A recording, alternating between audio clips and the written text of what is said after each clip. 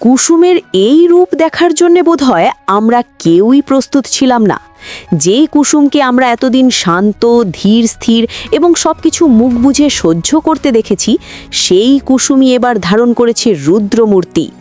আজকের ভিডিওতে আমরা আলোচনা করব আগামী পর্বের সেই ধামাকেদার সিন নিয়ে, যেখানে কুসুমের প্রতিবাদ দেখে রীতিমতো কেঁপে উঠবে গোটা বাড়ি।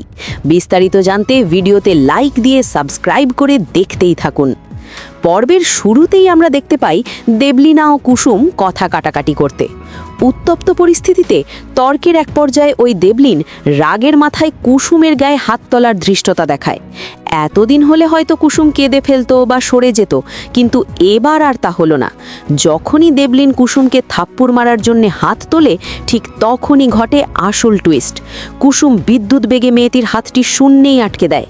কুসুমের চোখে মুখে তখন ভয়ের বদলে জ্বলছে প্রতিবাদের আগুন। মেয়েটির হাতটি শক্ত করে ধরে কুসুম বুঝিয়ে দেয় সে আর আগের মতো দুর্বল নেই। এই দৃশ্যটি এতটাই পাওয়ারফুল ছিল যে সিরিয়ালের দর্শক হিসেবে আমাদের সবার গায়ে লোম দাঁড়িয়ে যেতে বাধ্য। শুধু হাত আটকে দিয়েই কিন্তু কুসুম ক্ষান্ত হয়নি। এরপর সে যা বলল তার রীতিমতো একটি আইকনিক ডায়লগ হয়ে থাকবে। কুসুম স্পষ্ট ভাষায় হুঁশিয়ারি দিয়ে বলে, এই হাত যেমন রান্না করে সবার মন জয় করতে পারে, ঠিক তেমনি দোষীর হাত গুঁড়িয়ে দেওয়ার ক্ষমতাও রাখে। অর্থাৎ কুসুম বুঝিয়ে দিল, নারী মানেই শুধু রান্নাঘর বা কান্না নয়, প্রয়োজনে অন্যায়ের বিরুদ্ধে সে বাঘিনীও হতে পারে।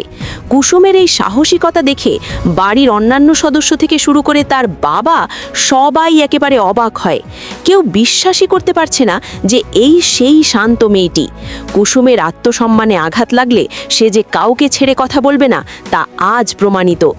তবে বন্ধুরা, এখানে একটা বড় প্রশ্ন থেকেই যাচ্ছে, কুসুমের এই প্রতিবাদী রূপ কি বাড়ির বাকি সদস্যরা ইতিবাচকভাবে নেবে, নাকি এই ঘটনার পর সংসারে অশান্তির আগুন আরও দ্বিগুণ জ্বলে উঠবে? আর দেবলীন কি কুসুমের এই অপমানের বদলা নেওয়ার জন্য নতুন কোনো ষড়যন্ত্র করবে? আপনাদের কি মনে হয়? কুসুমের এই নতুন রূপ আপনাদের কেমন লাগলো? সে কি ঠিক কাজ করেছে? কমেন্ট করে অবশ্যই জানাবেন। আর কুসুম ধারাবাহিকের প্রতিদিনের আপডেট সবার আগে পেতে ভিডিওটিতে একটি লাইক দিয়ে আমাদের চ্যানেলটি এক্ষুনি সাবস্ক্রাইব করুন। দেখা হচ্ছে পরের ভিডিওতে, ততক্ষণ ভালো থাকুন।